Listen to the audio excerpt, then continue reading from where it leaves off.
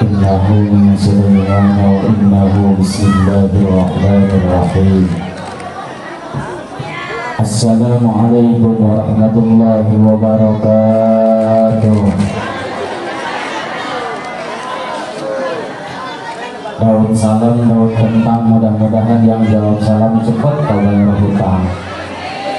Lebih kencang. Sekali lagi mudah-mudahan yang jawab salam senantiasa Allah Subhanahu wa taala berikan kita sehat walafiat, diberikan turunan anak yang soleh dan soleha, rezeki yang melimpah, cepat ke Makkah, dan juga nanti mautnya husnul khatimah ya Rabbal.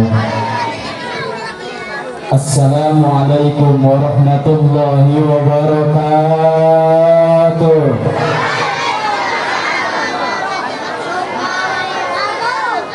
A'udzu billah. Bismillah. Alhamdulillah.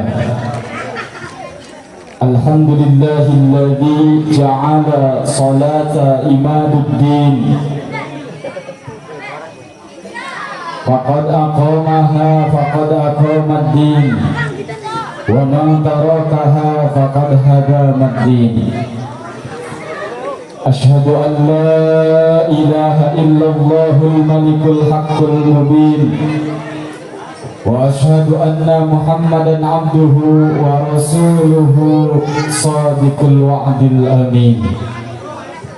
Wassalatu wassalamu ala syamsil mursalin wa qamarun nabiyyin wa sidratil muntahal arifin Sayyidina wa maulana Muhammadin sallallahu alaihi wasallam wa ala alihi wa ashabihil mujahidin at-tahirin, amma ba'du.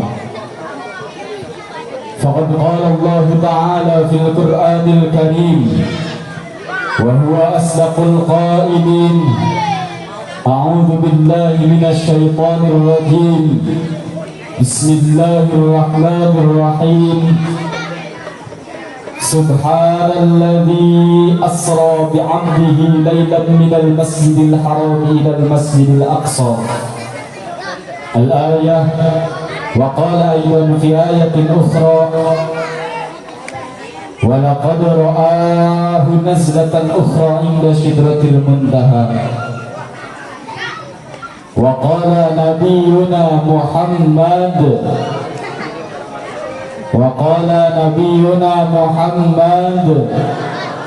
sallallahu alaihi wasallam, inna rajaba syahrullah wa sya'bana syahri wa ramadana syahru ummati. Wa qala aidan as-salatu mi'rajul mu'minin. Wa qala ba'dun nabiyyin Allahumma barik lana fi Rajab wa Sya'ban amin wa ballighna Ramadana wa hassil maqasidana. Allahumma barik lana fi Rajab wa Sya'ban wa ballighna Ramadana wa hassil maqasidana.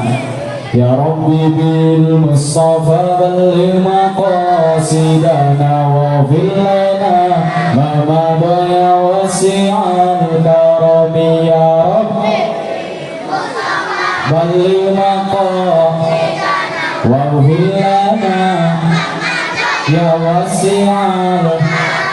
Huwal habibul ladzi turja syafa'atuhu likulli hawlin minal ahwali muqtarimi. Ya Rabbi Mustafa balligh sidana wa fil lana ya wasi'an. Rajin-rajin meminum jamu agar badan sehat dan kuat. Rajin-rajin mencari ilmu agar selamat dunia akhirat. Ya Rabbi balligh maqasidana wa fil lana karami. Buah kopi buah gedang di sepanan, lamun cinta ka Kanjeng Nabi singgaratol sholawatan ya Rabbi bil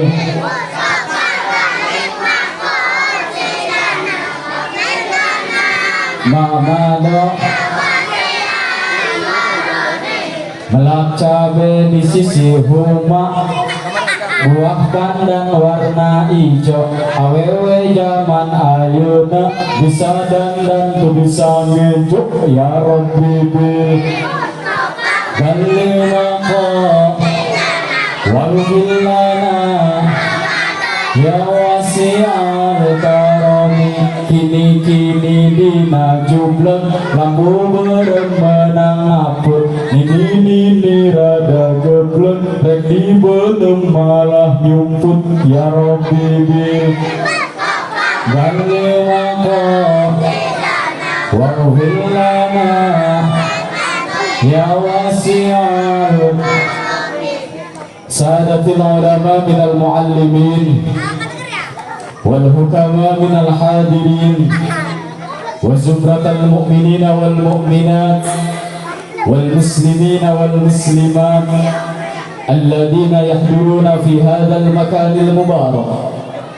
Segenap para alim ulama, para kiai, para tokoh masyarakat, para pimpinan majelis taklim, para pimpinan pondok pesantren, mobil khusus yang saya hormati dan yang sama saya muliakan, para tokoh masyarakat setempat yang tidak bisa saya sebutkan namanya satu persatu, alladzina yuzkar asma'uhum ta'ziman wa takriman lahum. Kita doakan mudah-mudahan guru-guru kita, ustadz-ustadz kita, para kiai kita mudah-mudahan senantiasa selalu diberikan kesehatan dan ditambah-tambah kemuliaan oleh Allah Subhanahu wa taala. Juga yang saya hormati aparatur pemerintah beserta jajaran minal a'lal wilayah ilal adnal wilayah, bil khusus Bapak Kepala Desa Walimis, Kampung Bendung. Kita doakan bersama mudah-mudahan aparat pemerintah kita dijadikan aparat yang adil dan amanah, adil di setiap kemakmuran, makmur di setiap keadilan.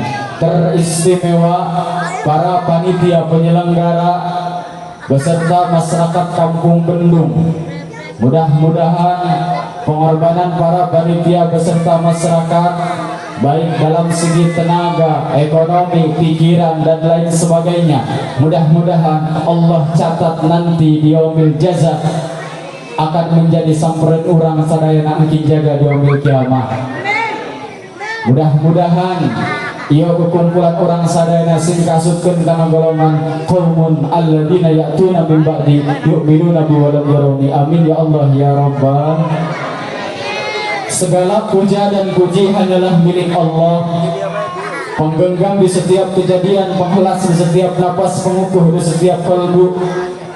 Semoga setiap pujian yang datang kepada kita membuat kita semakin malu kepada Allah bahwa semua ini hanyalah titipan belaka, dan menambah rasa bersyukur kepada Allah karena hanya Allah lah yang masih menutupi aib, kejelekan dan kekurangan kita.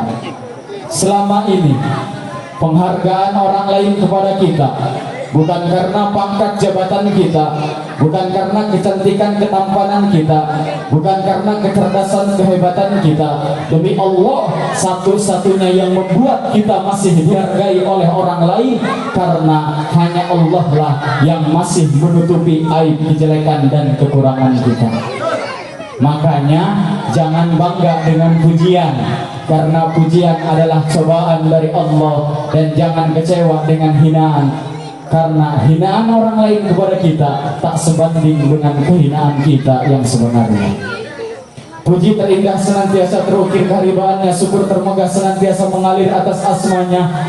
Allah yang maha kuasa, Allah yang maha bijaksana, Allah lah yang maha segala maha.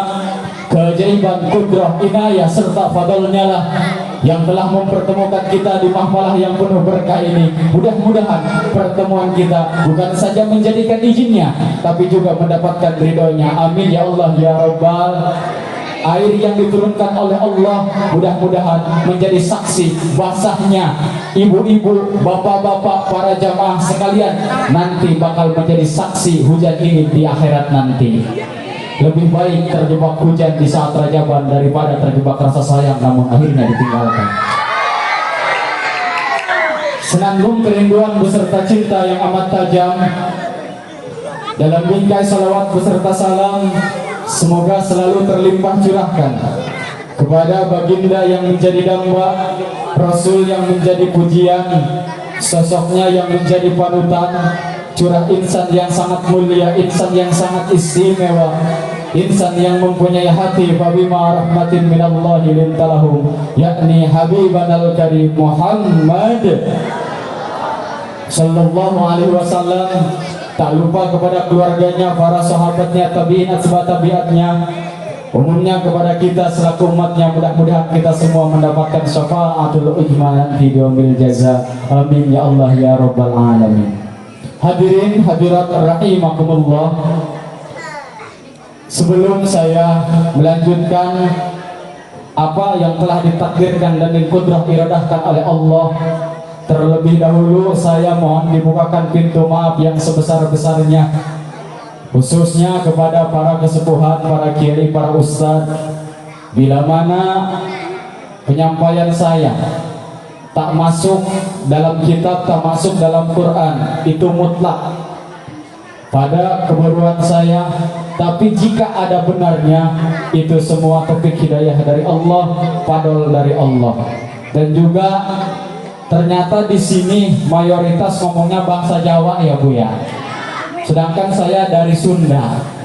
Tapi Sunda ngerti orang. Kita juga orang ngerti bahasa Jawa. Berarti BI aja ya.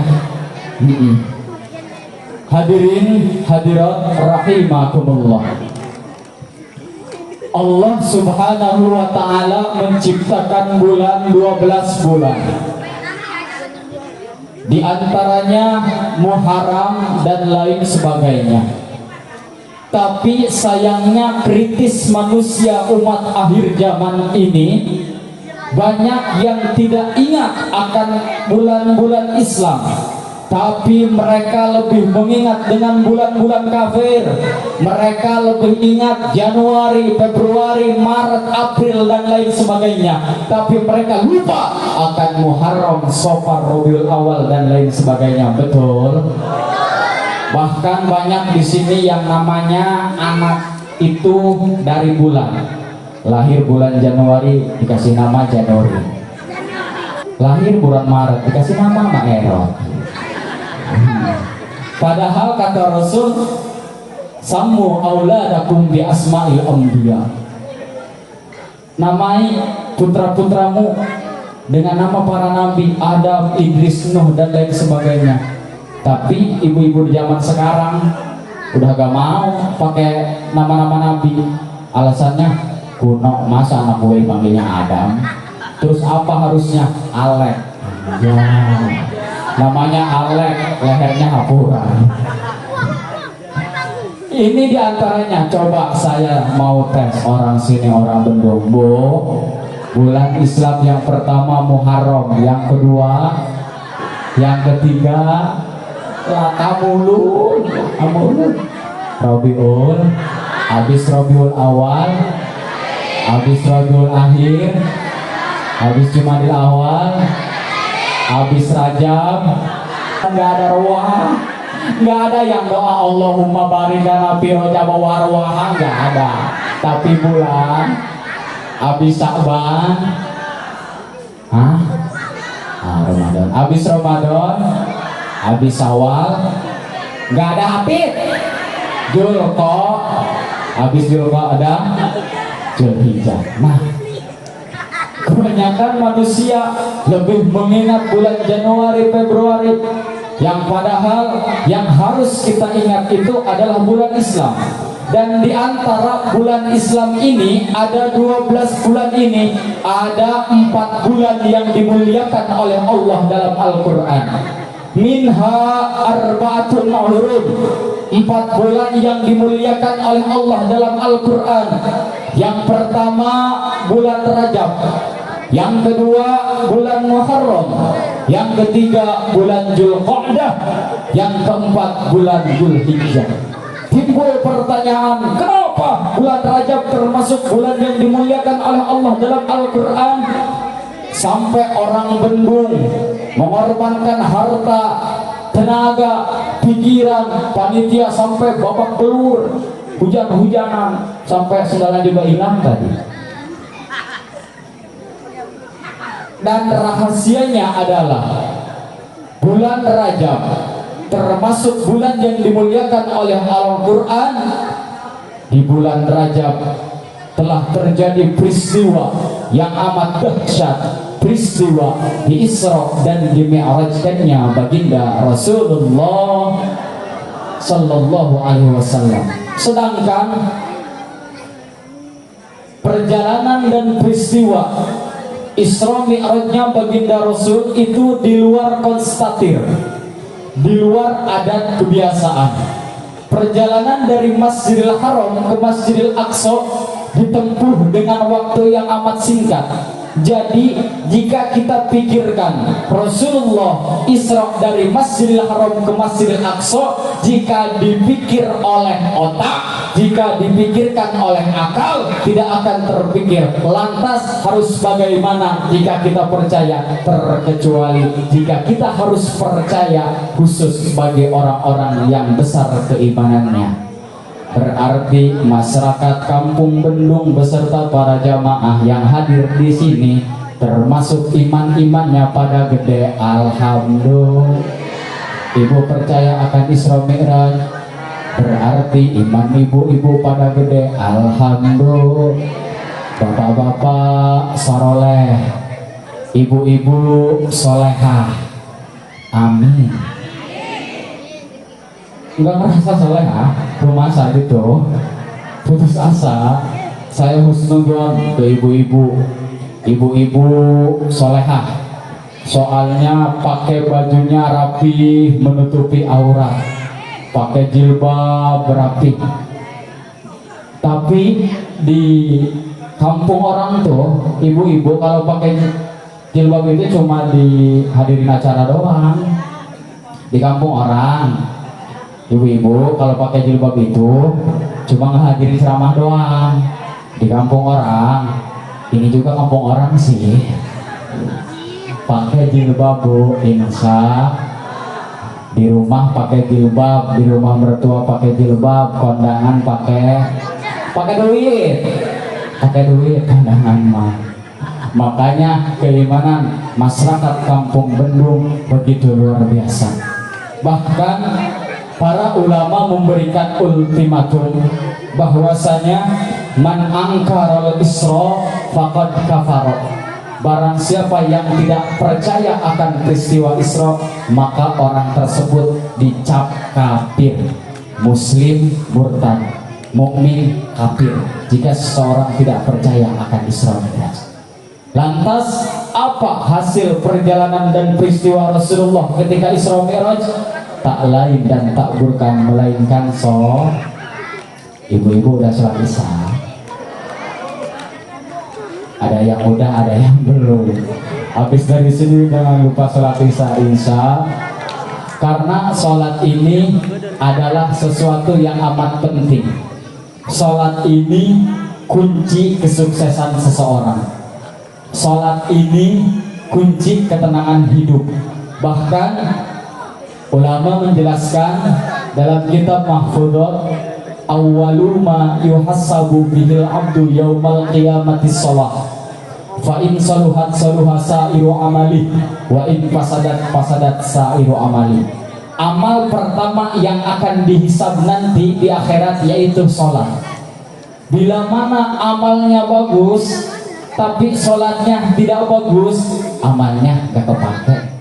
Tapi sebaliknya, Bila mana sholatnya bagus, 5 waktunya kekejar, enggak belang bentong, maka amal yang lainnya, sodakoh dan lain sebagainya akan diterima. Oleh karena itu, sholat ini adalah kunci keberkahan hidup. Jika ibu-ibu merasa pusing, udah 7 hari suami enggak ngasih duit, anak yang 3 pengen jajan, stok sotek udah habis, suami enggak kerja, jangan lupa sholat, karena dalam sholat Allah memberikan jalan. Kita dililit hutang, Bang Emok tiap hari datang nagih, jangan lupa sholat, Allah pasti memberikan jalan. Pemuda yang sibuk karena judi online, akhirnya motor habis, rumah dijual, sawah dijual, udah gak punya apa-apa lagi, jangan lupa sholat, karena dalam sholat Allah akan memberikan jalan. Ketika kita membutuhkan bantuan, tak perlu ngomong ke siapapun, Allah bersamamu. Allah yang menciptakan kita, Allah yang menciptakan uang, Allah yang menciptakan alam dunia beserta isi-isinya. Mintalah kepada yang punya. Allah Maha Rahman Rahim. Jangan merasa kecil hati, jangan merasa putus asa ketika kita melihat orang lain hidupnya senang, tiap hari naik mobil, kita udah ngerasa iri, ya Allah pengen banget kayak dia, yang padahal yang seseharinya itu naik mobil, dia mau berobat jalan pada diri.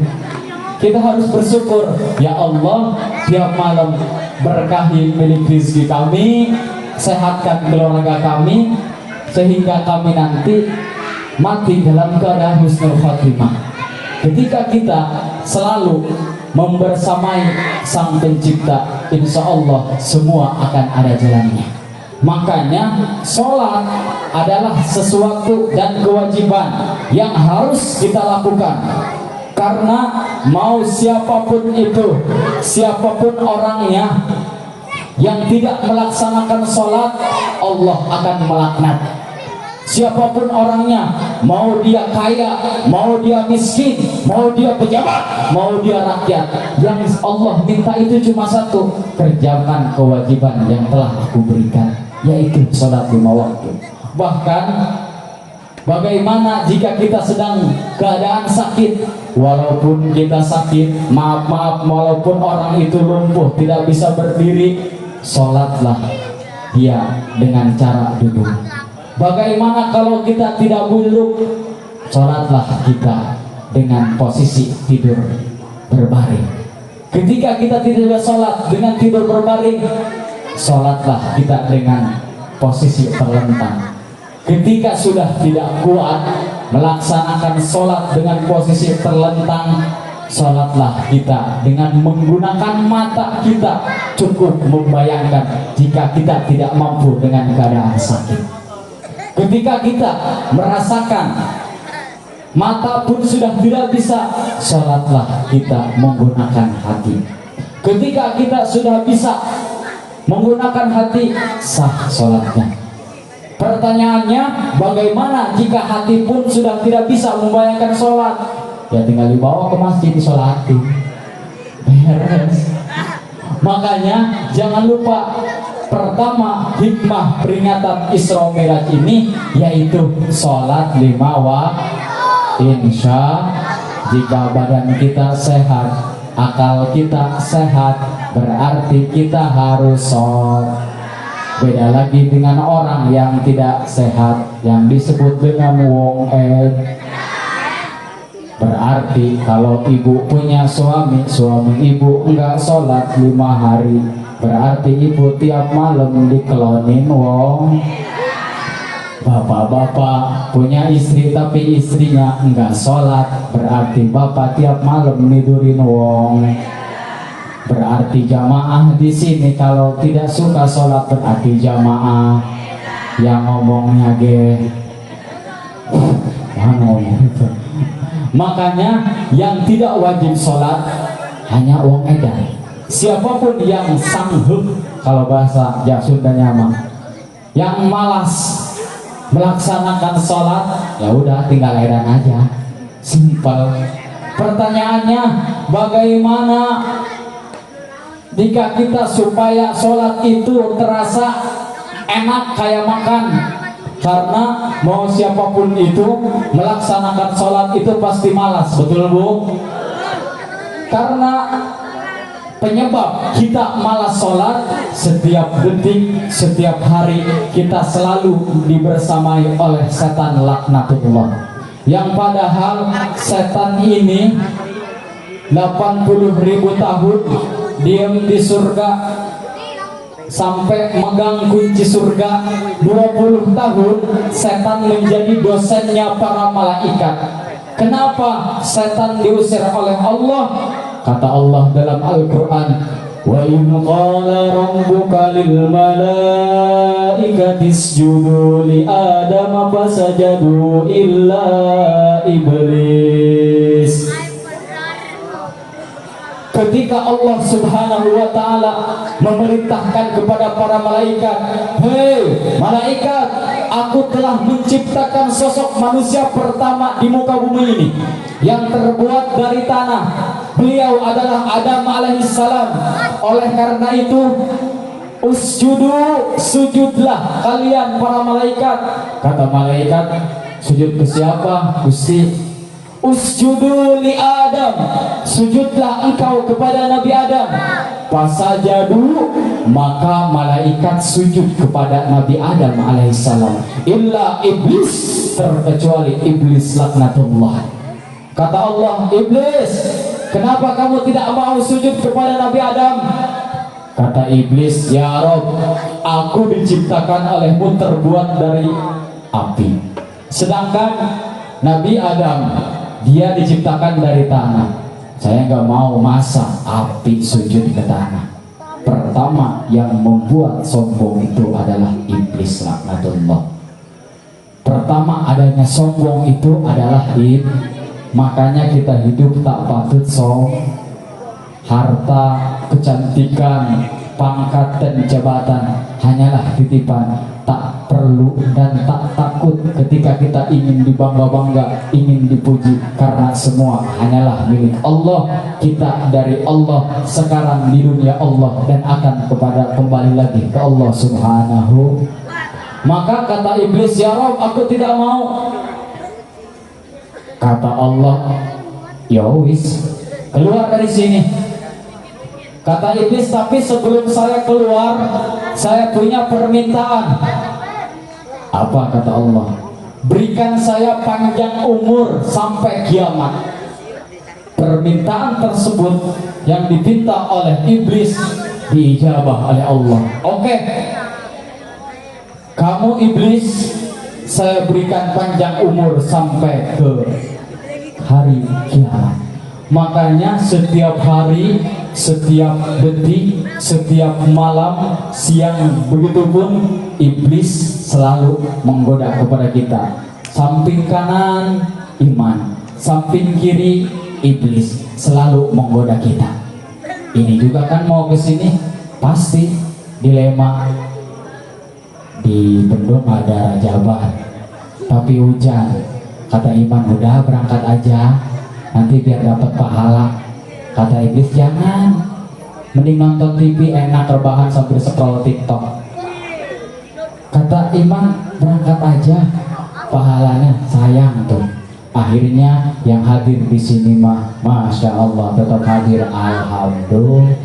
Begitupun ketika datang waktu sholat subuh, yang mana sholat subuh itu jarang orang-orang yang berjamaah di masjid. Betul Pak? Betul. Ketika orang-orang pada ngebangunin as-salatu wassalamu alaik ya Rasulullah, di sini gitu enggak ngebanguninnya? Di sini ngebanguninnya kayak gitu enggak? Di sini mah paling ngebangunnya kayak gini. Ya ayo, ya qayyum, ya ilaha illa anta. Yang tidur makin di. Ketika seseorang yang mengumandangkan dan membangunkan kita, disitulah terjadi pertandingan antara iman dan setan. Kata iman, hei bangun, cepetan bangun, bangun, bangun, selamat pagi cenggu. Kata iman. Akhirnya masyarakat yang imannya gede bangun langsung sholat. Tapi ketika setan yang menggoda kita, lapan, hayya 'alas shalah,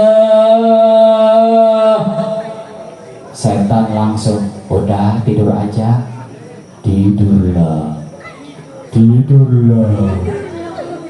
Udah tidur, 2-3 kucing berlari, selamat tidur sampai pagi hari. Itu namanya setan jarjit, maksudnya. Makanya ketika Allah Subhanahu wa Ta'ala memberikan kewajiban kepada kita, setan dan juga iman selalu bertengkar menghampiri kita. Bahkan ketika datang hari Jumat,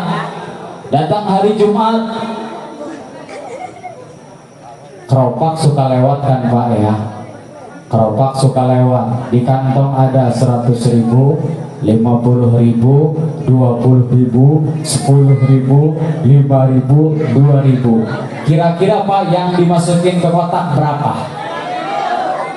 Oh yang jawab wedon, perintah wedon kali ya, sambil ngemasukin 2.000 pengen masuk surga. Kata malaikat, masuk WC aja 3.000 sekarang mah. Makanya ini adalah kunci kesuksesan pada kita. Hikmah peringatan Isra Mi'raj ini ketika kita merasa diri kita bukan siapa-siapa, maka jangan lupa sholat 5 waktu. Karena semakin kita melaksanakan sholat 5 waktu, keimanan kita semakin lebih meningkat, keamanan kita lebih besar. Karena ketika iman kita besar, ilmu kita tertata rapi walaupun kecil, akhlak kita, moral kita selalu kita laksanakan jika imannya besar. Karena yang disayangkan di zaman sekarang ini, akhlak-akhlak seseorang sudah lupa akan akhlak pada keseharian, terutama akhlak terhadap orang tua. Sudah sayang diharapkan seseorang anak kepada orang tua di zaman sekarang sudah kritis, betul Bu. Hormatnya anak terhadap orang tua sekarang sudah lupa, tidak sama seperti orang tua dulu. Yang padahal jika keimanan kita naik, akhlak kita harus tertata rapi, terutama akhlak kita terhadap orang tua. Karena kita sebagai anak bangsa yang tidak lepas dari didikan agama, seyogianya kita harus berbakti terhadap kedua orang tua kita masing-masing. Kenapa kita harus berbakti terhadap kedua orang tua kita masing-masing? Karena jelas kata Nabi, ridallah fi ridal walidain, keriduan Allah terletak pada keriduan orang tua, wa suhtullah fi suhtil walidain, dan murkanya Allah terletak pada murkanya orang tua. Jadi ketika kita selalu membahagiakan hati kedua orang tua kita dengan prestasi, ucapan, perilaku dan lain sebagainya, maka orang tua akan ridho terhadap kita. Betul? Ketika orang tua ridho terhadap kita, Allah pun akan ridho kepada kita. Ketika seseorang mendapatkan keridhaan dari Allah, demi Allah, itu yang disebut dengan golongan anak yang soleh dan solehah. Mudah-mudahan kita semua termasuk golongan tersebut. Tapi sebaliknya, ketika kita selalu menyakiti hati kedua orang tua kita dengan cara membantah, melawan, bahkan sampai memukul, naudzubillah, niscaya Allah akan murka terhadap kita. Ketika Allah murka terhadap hambanya, demi Allah, kapanpun, dimanapun, siapapun seseorang yang selalu menyakiti hati kedua orang tua, tunggu akibatnya dan rasakan kepedihannya. Makanya ketika kita ingin selalu membahagiakan hati kedua orang tua kita, tak perlu memberikan mobil yang mewah, rumah yang megah, cukup menjaga perilaku dan ucapan kita terhadap orang tua kita. Jangan sampai ucapan kita menyakiti hati kedua orang tua kita. Jangan sampai ucapan kita melukai hati kedua orang tua kita. Ingat, hati-hati dengan luka, karena hati tak bersuara, terkadang air mata jatuh tanpa bicara. Sebagaimana firman Allah dalam Al-Quran, فَلَا تَقُلْ لَهُمَا أُفٍّ وَلَا تَنْهَرْهُمَا وَقُلْ لَهُمَا قَوْلًا كَرِيمًا.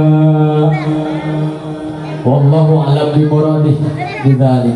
Maka kata Allah, janganlah kamu berkata terhadap orang tuamu dengan kalimat uf ketika orang tuamu menyuruhmu, wala tanharhuma, dan janganlah kamu berkata kasar terhadap orang tuamu.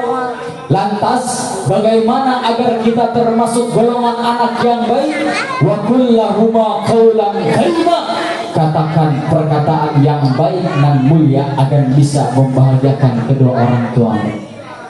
Yang disebut dengan ayat fala takullahuma uf, ketika orang tua menyuruhmu, no, coba mama belikan seblak, baik ma, itu orang yang soleh. Tapi ketika no, coba ambilin sapu di dapur, ma, ntar aja, di situ min jumlati Makanya hikmah peringatan Isra Miraj ini, yang pertama, jaga kalian punya sholat, perbaiki kalian punya sholat, karena sholat adalah tiangnya negara, sholat tiangnya agama. Yang kedua, ketika keimanan kita bisa naik, jaga kalian punya orang tua, karena orang tua adalah kunci kesuksesan dalam kehidupan kita. Kita usaha, betul. Kita kerja, betul. Kita punya warung, betul. Itu kunci pada dasarnya adalah orang tua kita. Jangan sampai kita merasa sayang terhadap harta ketika kita memberikan sesuatu terhadap orang tua kita, karena jasa orang tua kita sangatlah luar biasa. Mengandung, menyusui, membesarkan kita sampai kita dewasa, sampai kita dinikahkan. Tapi ingat, orang tua belum pernah bertanya, orang tua belum pernah meminta balasan dari semua jasa tersebut. Maka orang tua adalah orang pertama yang harus kita hormati. Kunci kesuksesan hidup dalam hidup kita, yang pertama orang tua. Jika Anda ingin sukses, hormati orang tuamu. Anda ingin menjadi figur panutan umat, hormati orang tuamu.